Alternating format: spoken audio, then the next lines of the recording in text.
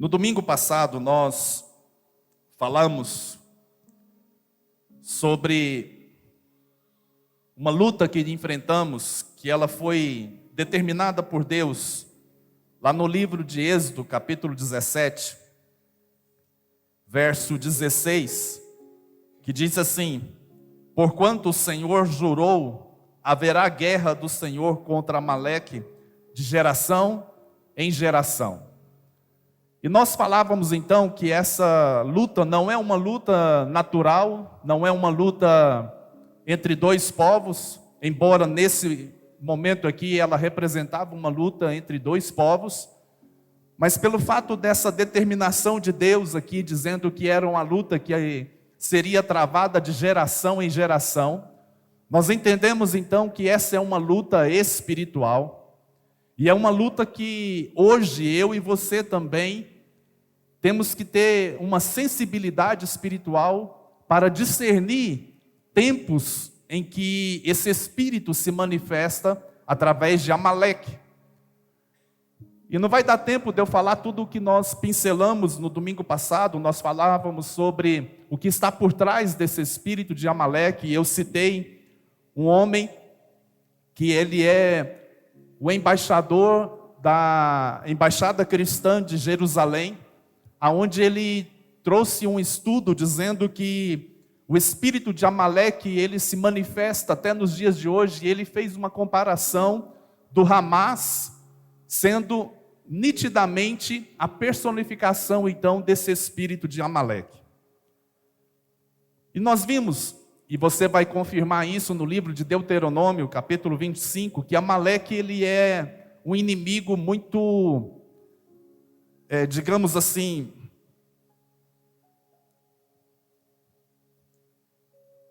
ele é muito mau, mas é aquela maldade perversa, aquela maldade que ele planeja com muita sutileza nos destruir, principalmente naqueles momentos em que nós estamos mais fracos. Amaleque é aquele tipo de inimigo que não tem o menor sentimento de poupar você quando você está cansado ou quando você está desanimado. Aliás, Amaleque é aquele inimigo que justamente nos ataca em momentos assim, aqueles momentos em que nós estamos e nos encontramos muito fracos, desanimados.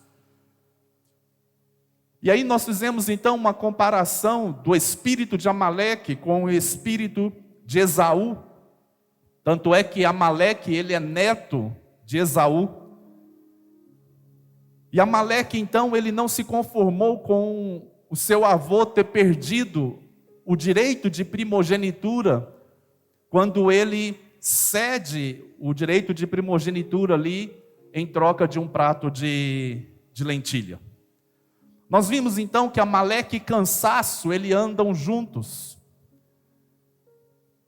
E muitas vezes em situações quando nós estamos fracos, cansados por causa das batalhas que enfrentamos, é justamente nesses momentos que nós somos atingidos por esse espírito amalequita. Às vezes no cansaço de algumas batalhas que enfrentamos, e não se iluda, você não é o único que enfrenta batalhas na vida.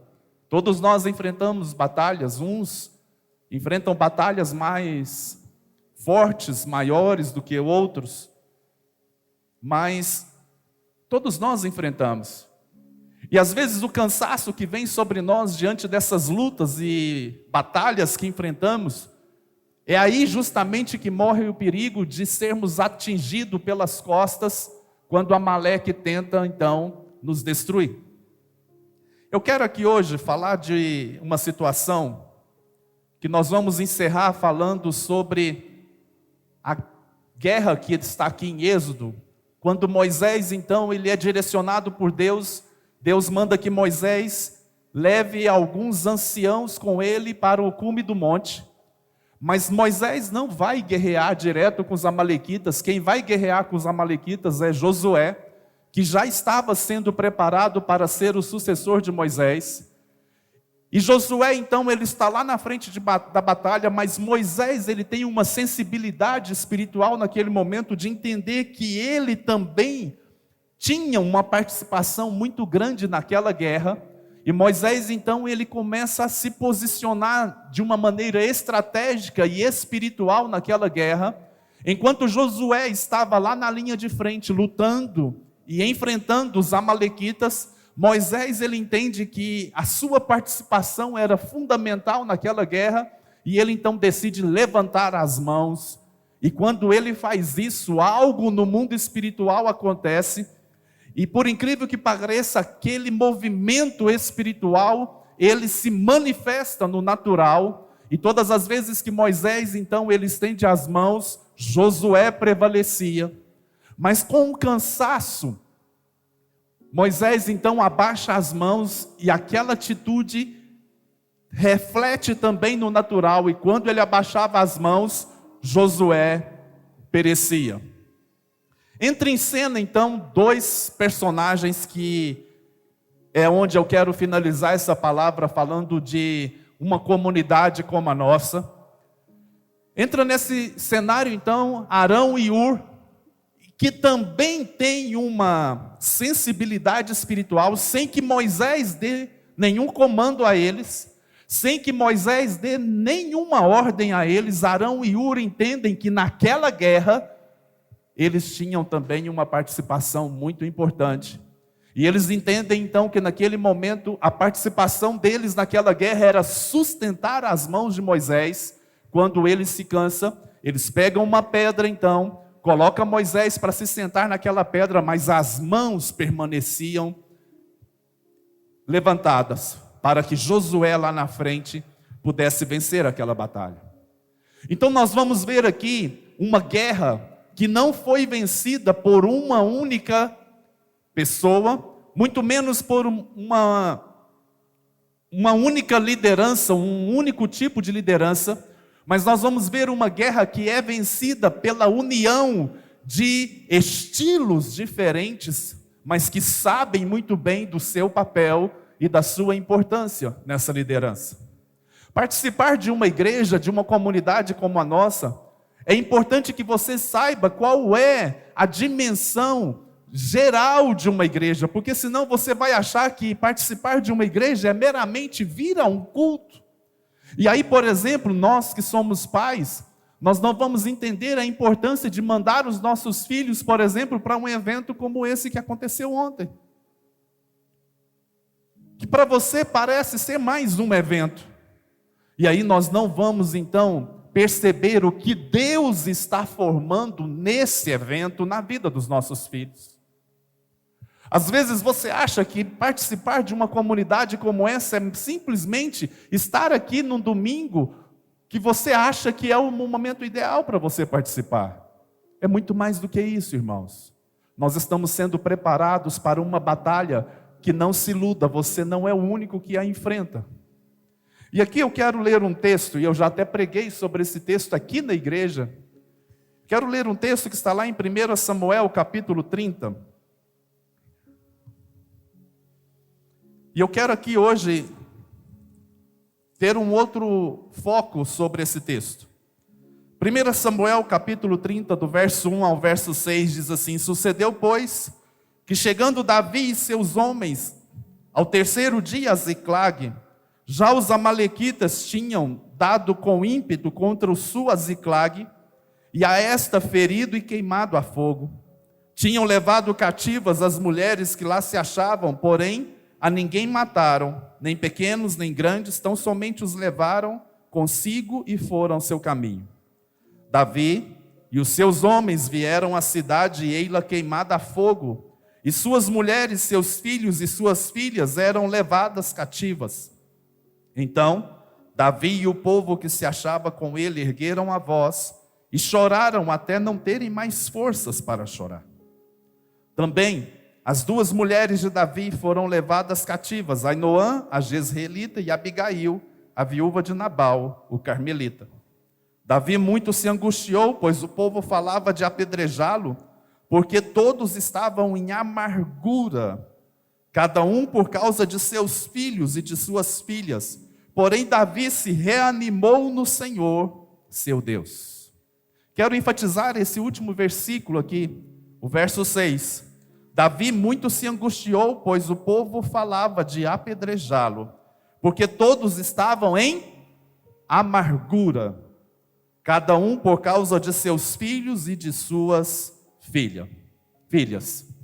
Veja bem, irmãos, aqui é uma situação onde qualquer um de nós estaríamos nessa mesma posição, sim ou não? Sim ou não, irmãos? Você vê a sua família sendo roubada, você vê toda a sua cidade sendo roubada, aquilo vai nos trazer um sentimento de muita tristeza, de muita angústia. E a Bíblia fala aqui que eles estavam amargurados, que é um sentimento de profunda tristeza e decepção, que possivelmente todos nós aqui já passamos. Mas o que eu quero chamar a atenção de vocês aqui nessa manhã, é quem são esses homens, que aqui no verso 6 diz assim: pois o povo falava de apedrejá-lo. Ora, nós precisamos entender quem é esse povo, porque quando Davi chega na cidade, toda a cidade havia sido saqueada, todos haviam sido levados cativos, não havia ficado ninguém na cidade. Sim ou não? Os irmãos estão aí? Sim ou não, irmãos? Quem é esse povo então aqui? Você saberia me dizer quem é esse povo? Quem é esse povo que está falando de apedrejar Davi? Eram os guerreiros que estavam com ele na batalha e que chegaram na cidade e que também tiveram a sua família, as suas famílias roubadas. Agora, quem eram esses homens é o que é mais interessante que nós precisamos analisar aqui. Esses homens não eram quaisquer homens. Esses homens eram homens de plena confiança de Davi, eram homens que ele formou para a batalha.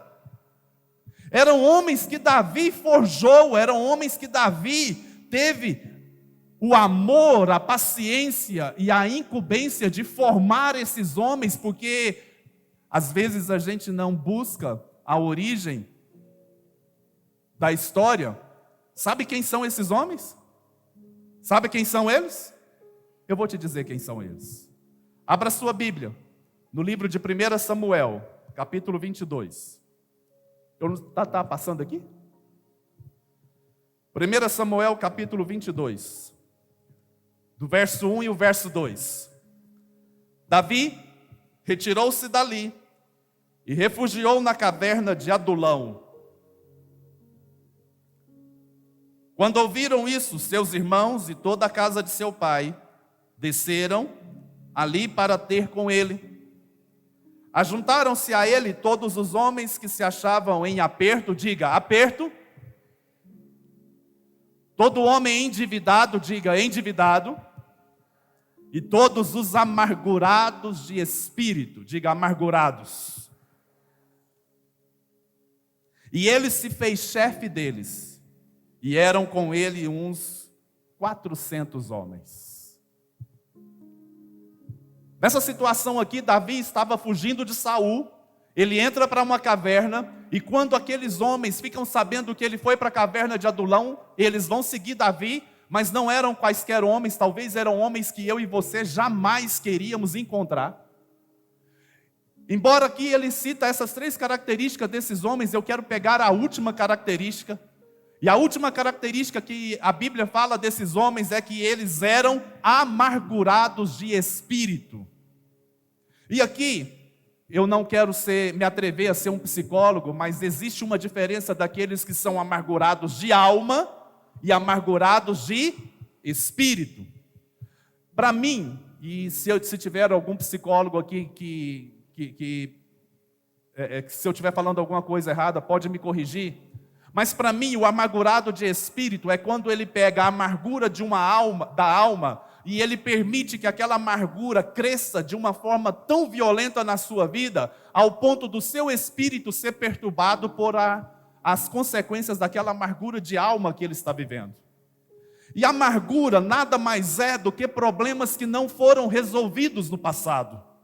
Amargura nada mais é do que situações conflitantes que eu e você vivemos e que nós deixamos pendências lá no passado e nós não a resolvemos.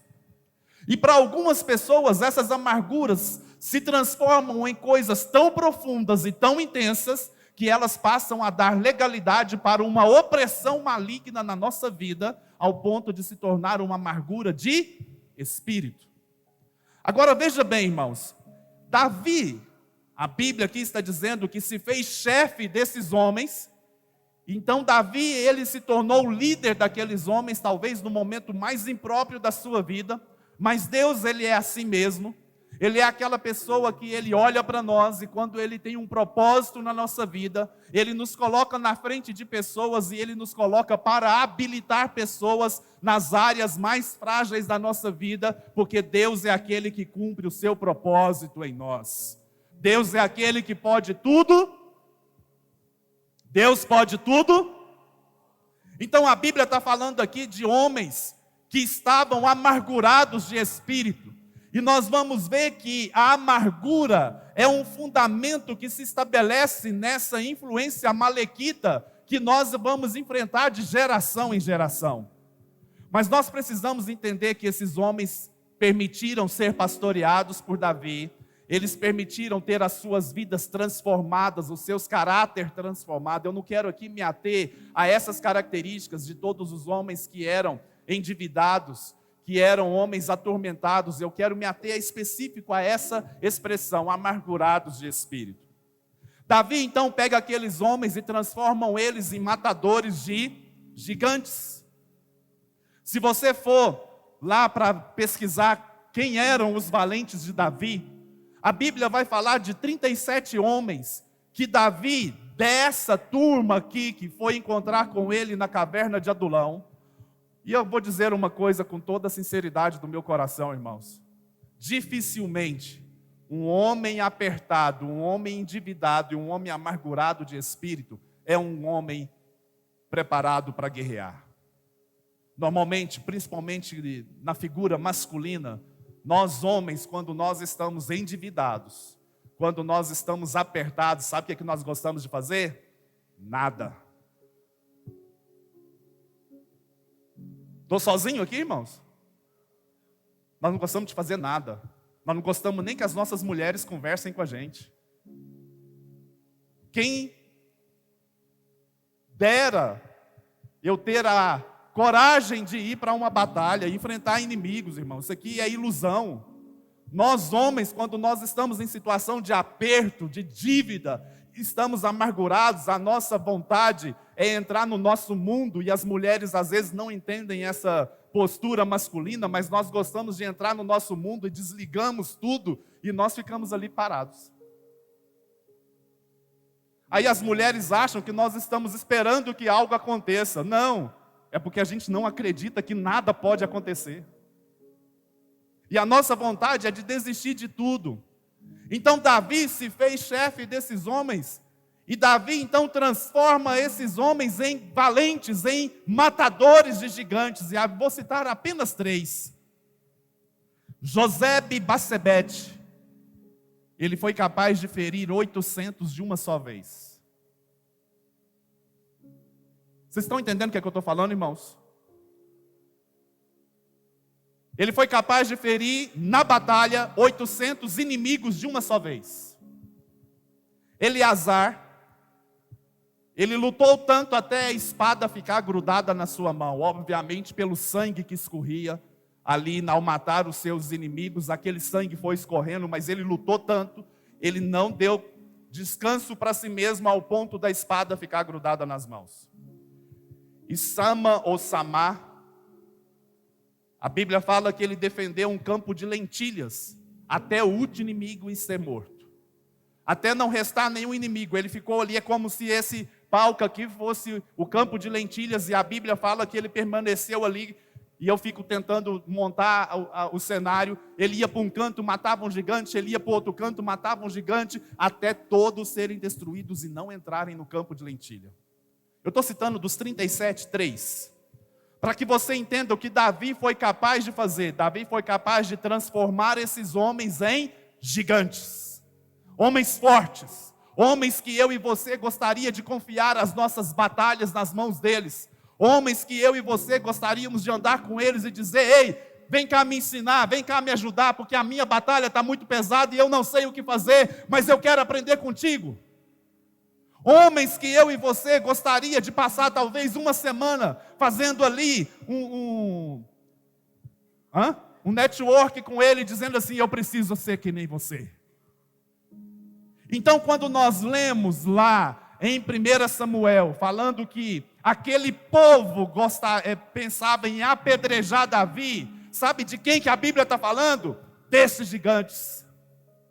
A Bíblia está falando que esses homens fortes foram atingidos por um espírito amalequita, que fizeram voltar ao passado, e fizeram eles tentarem ser novamente amargurados de espírito, por causa de um líder que não foi suficientemente bom para eles, para poupá-los daquela terrível desgraça, desculpa a expressão, com as suas famílias.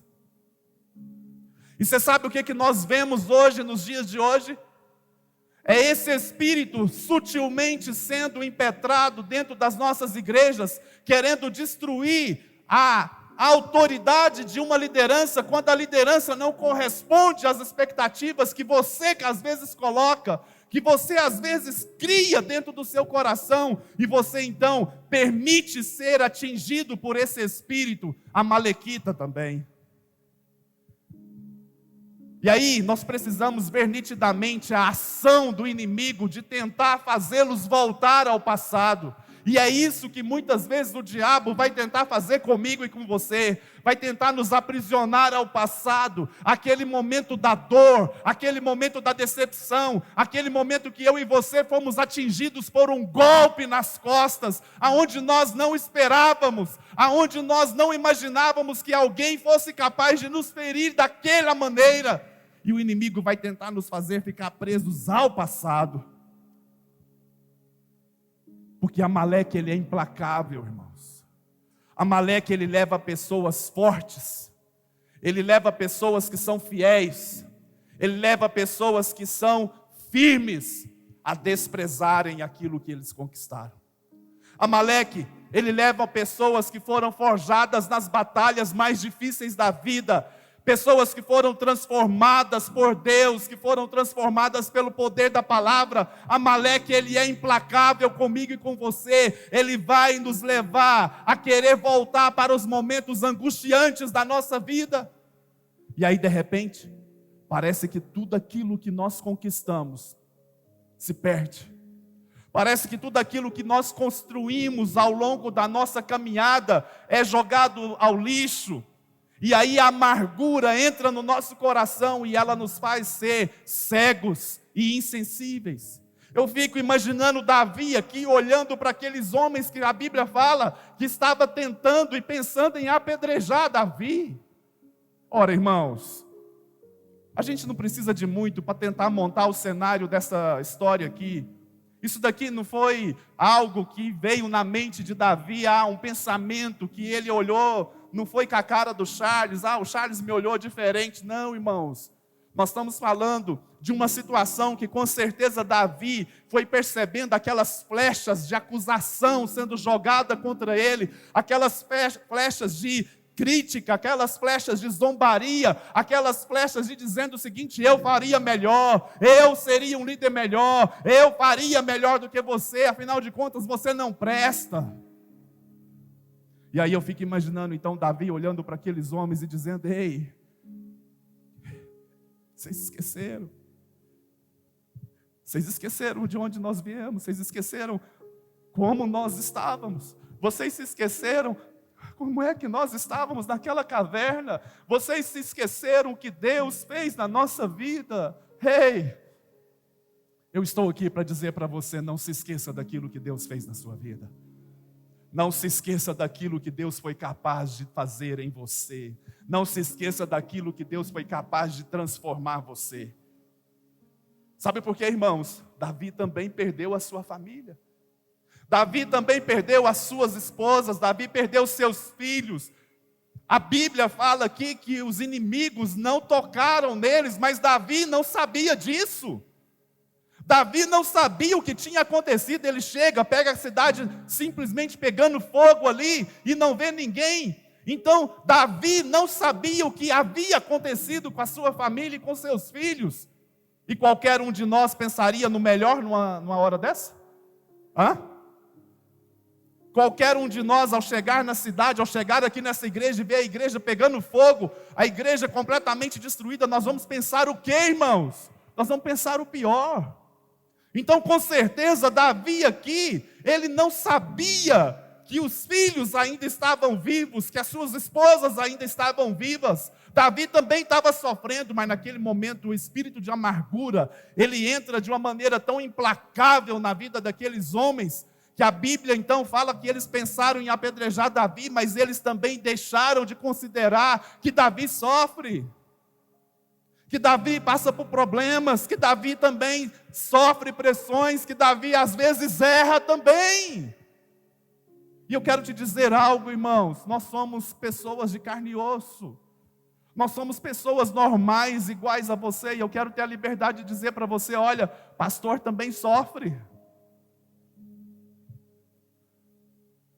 Pastor também se decepciona, pastor também é traído, pastor também, às vezes, sofre golpes nas costas, sim. E às vezes nós temos que estar aqui na frente sorrindo, para que você não seja abalado pela dor que nós estamos passando. Quantas vezes, irmãos, eu já vim pregar para vocês coisas que ainda não tinham sido formadas dentro do meu coração. Quantas vezes eu tive que tentar fazer você acreditar numa promessa que ainda não era verdade na minha vida. Mas isso não pode me levar a ser um pastor leviano, de tentar fazer você viver uma vida surreal. Não é disso que eu estou falando, porque eu fiz uma oração um dia para Deus. Senhor, eu aceito o chamado do Senhor na minha vida. Eu só peço ao Senhor uma coisa: não me deixe pregar aquilo que eu não viva.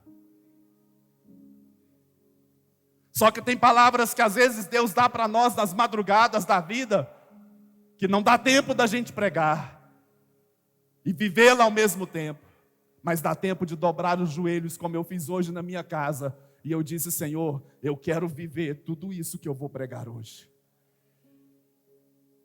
Os irmãos estão me entendendo? Eu só quero dizer para você que você não é o único que sofre golpes do inimigo nas costas.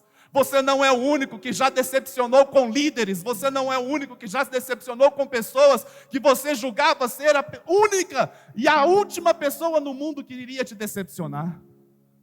Ah, irmãos, como é difícil se decepcionar com pessoas. A amargura, então, ela nos leva a ser pessoas insensíveis, pessoas que pensam só em si mesmos. Mas quando você vai aqui para a história de Davi e Ziclag, ele nos ensina algumas coisas que eu gostaria muito de desafiar você. Vamos aprender. Vamos parar de ficar presos no passado, vamos parar de ficar olhando para aquilo que nos aconteceu e ficar presos ali. Vamos olhar para frente, vamos ver esperança, vamos ver que há uma luz ainda brilhando em nós, que há uma possibilidade de mudança, que milagres podem acontecer, que coisas sobrenaturais podem acontecer na sua vida. Você crê nisso?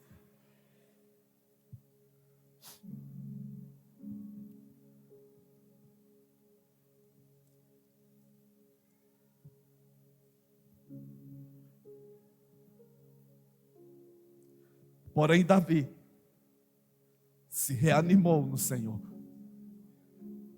Não é fácil não, irmãos. Não é fácil. Não é fácil nos reanimarmos em Deus quando nós estamos sozinhos. Não é fácil nós nos reanimarmos em Deus quando aqueles que nós ajudamos a levantar estão contra nós. Quando aqueles que nós ajudamos a se fortalecer na presença de Deus nos abandonam. Não é fácil. Mas a graça de Deus, ela é capaz de produzir em nós uma força inexplicável. E Davi se reanimou no Senhor. É quando você decide: eu não vou ser vencido por esse amalequita. Desculpa a expressão, desgraçado. Eu não vou ser vencido por esse amalequita que quer me derrubar. Eu não vou ser vencido por esse demônio que está querendo me destruir. Eu não vou ser vencido por essa situação que está querendo me levar a abandonar a fé no Deus que pode todas as coisas. Eu não vou ser vencido por essa situação, porque há um Deus maior que habita em mim. Há um Deus mais poderoso que pode todas as coisas. Há um Deus que pode reverter qualquer situação. E é nesse Deus que eu acredito. É nele que eu confio. E é nele que eu deposito a minha esperança. É quando você então entende que Deus pode trazer restituição. Ei, deixa eu te dizer uma coisa. Deus não é só capaz de impedir que os amalequitas te destruam, mas Deus é aquele que faz você ir lá no território amalequita, pegar tudo que foi roubado e trazer de volta, restituindo em dobro o que te foi roubado. É quando você decide acreditar em Deus, mesmo diante das maiores tempestades que estão lá fora. E aí o que Davi faz é outra situação que nós precisamos então aprender. Verso 7 do capítulo 30 de 1 Samuel diz assim: Davi disse a Abiatar, o sacerdote, filho de Aimeleque, que não é Amaleque: traze-me aqui a estola sacerdotal. Sabe o que é isso?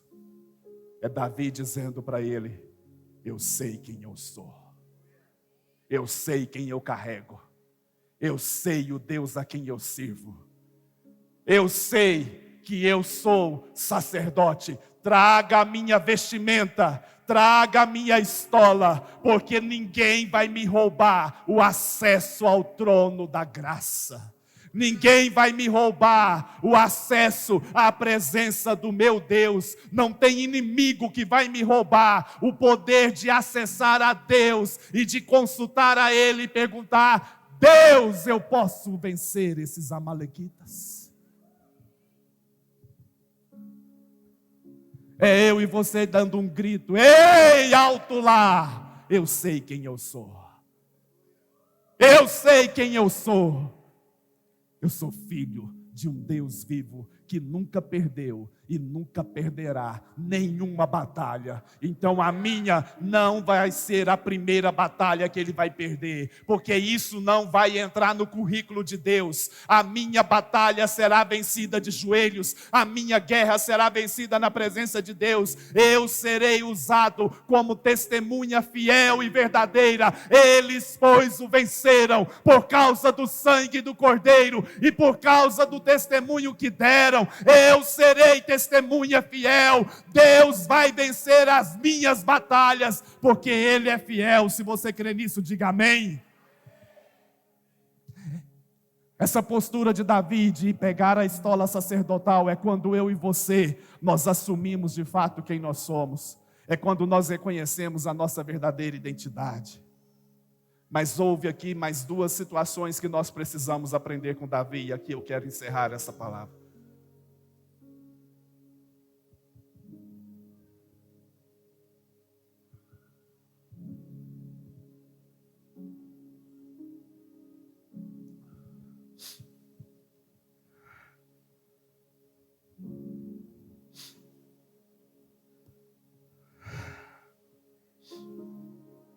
Partiu, pois, Davi, ele e os 600 homens que com ele se achavam, e chegaram ao ribeiro de Besor, onde os retardatários ficaram.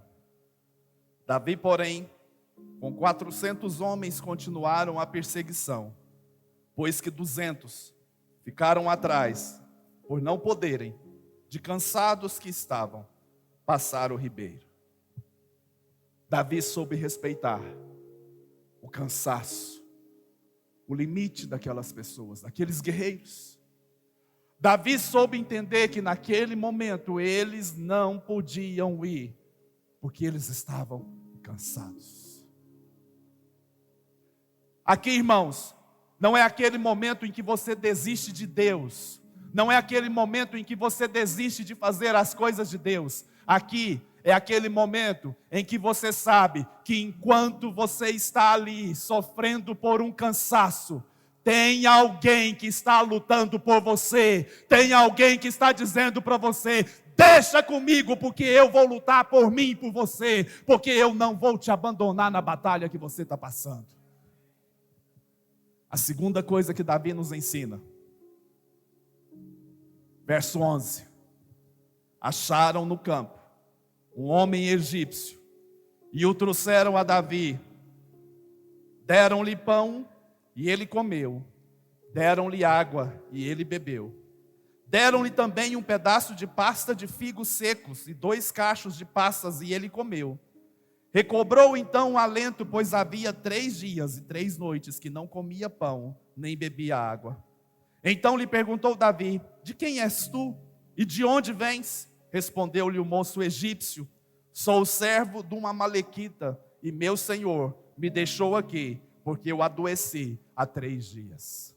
É isso que o inimigo faz com a gente. Ele vai nos destruir, ele vai nos apunhalar para as costas e depois ele nos abandona.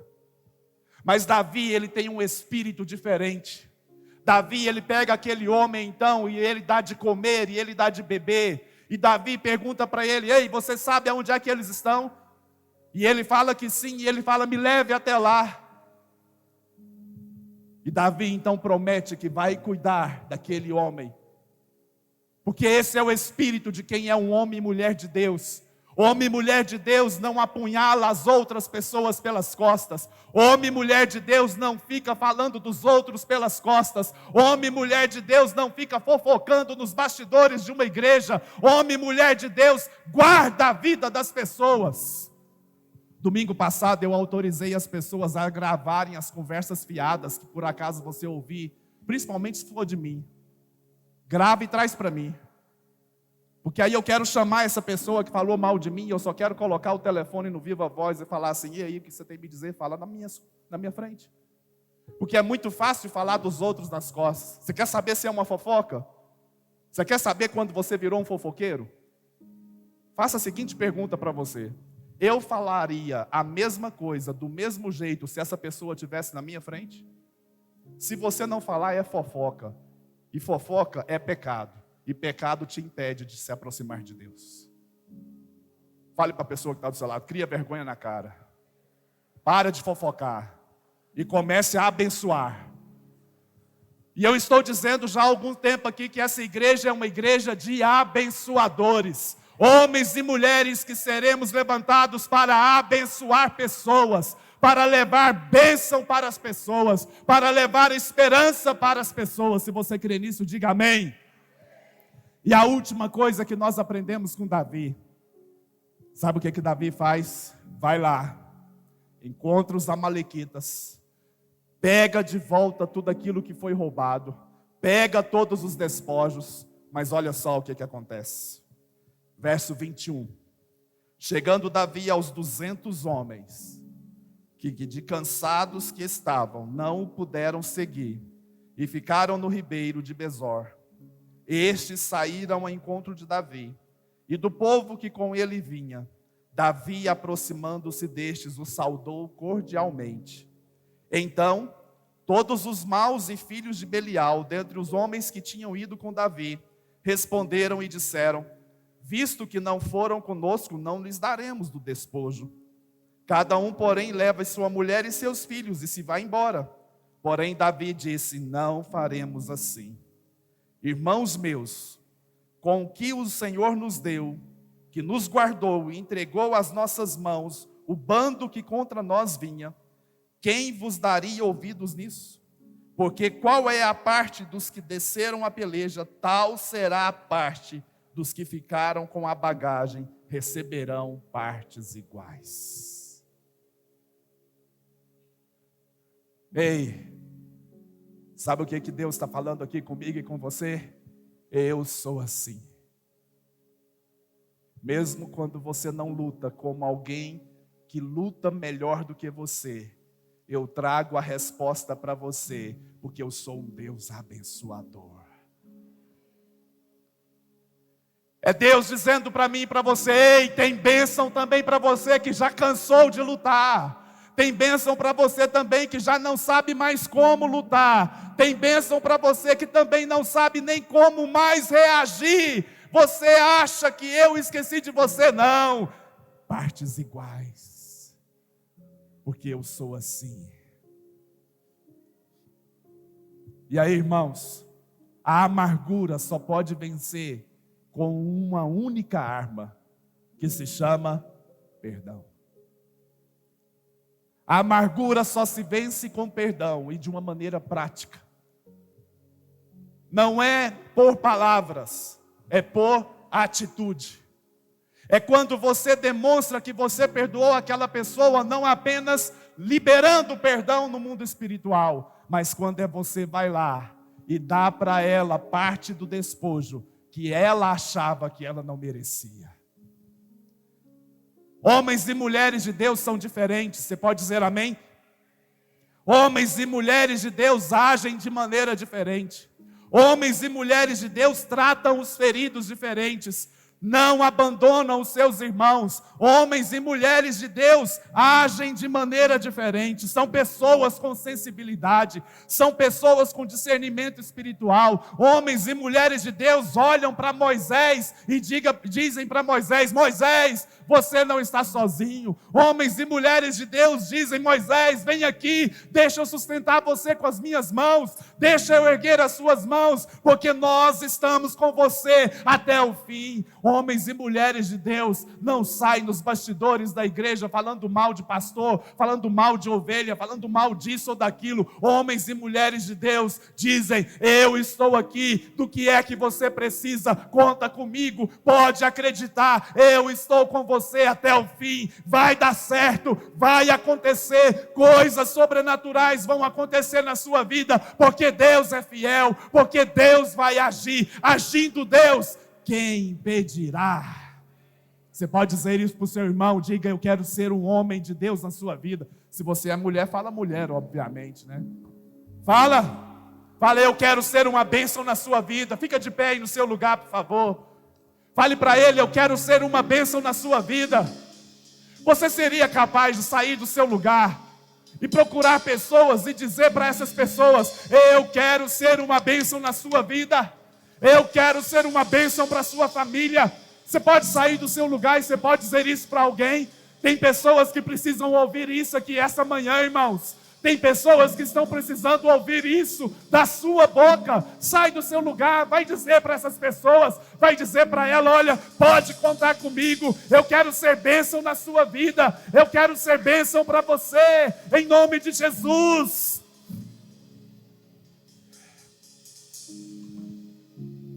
Olha para mim aqui, irmãos.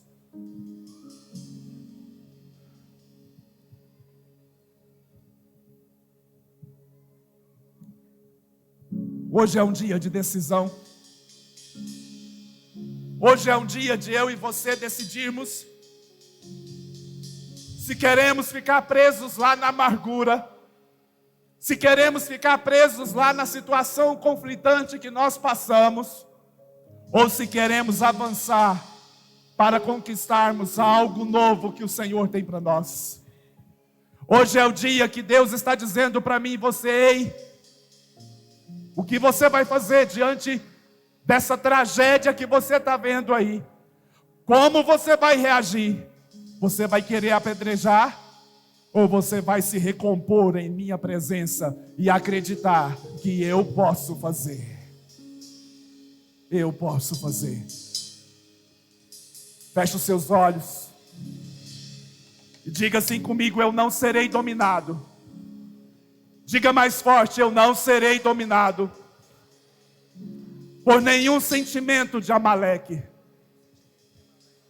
Eu não viverei amargurado por causa de atitudes de pessoas com quem eu convivo ou convivi. Eu não permitirei que a amargura me aprisione e contamine outras pessoas através de mim.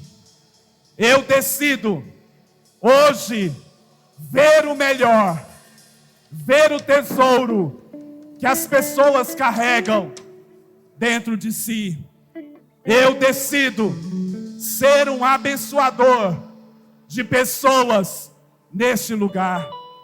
Eu decido fazer diferença nas batalhas dessa casa. Ainda que seja estar sustentando as mãos daqueles que estão definindo a vitória no mundo espiritual. Erga suas mãos aí e diga assim: Senhor, use as minhas mãos para definir batalhas. Use a minha vida para definir batalhas. Eu quero ser um instrumento nas mãos do Senhor para definir batalhas. Em nome de Jesus.